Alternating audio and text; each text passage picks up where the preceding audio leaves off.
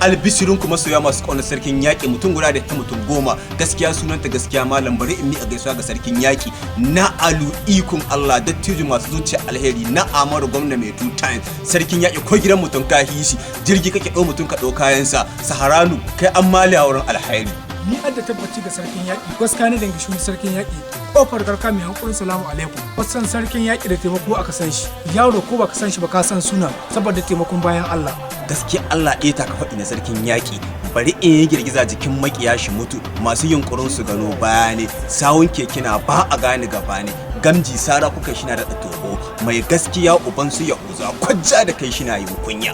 in magana aka yi ta taimakon addini sarki ya gina masallatai ni a shaida sarki ya rarraba kuɗi ga bayan Allah duk yaron da bai da mai gida sarkin yaƙi wallahi an yi ba da kai baka gane yaran sarki babu wanda bai baka 10,000 sarki shi ka taimakon yaransa ku ko sai dai ku yi ta wahala da mai gidan ku na shanye jinin don Allah sarkin yaƙi a bani gwab ko sharon albarkacin aludikun Allah na Amadu mai tutayi ya ko ɗaya hankuri juye kwai tahiya da sarki bai kunya in zuciya gare da ɗaya bita kai hankuri da taimakon jama'a ina da tabbacin dai ko ka samu albarkacin alu na sarkin yaƙi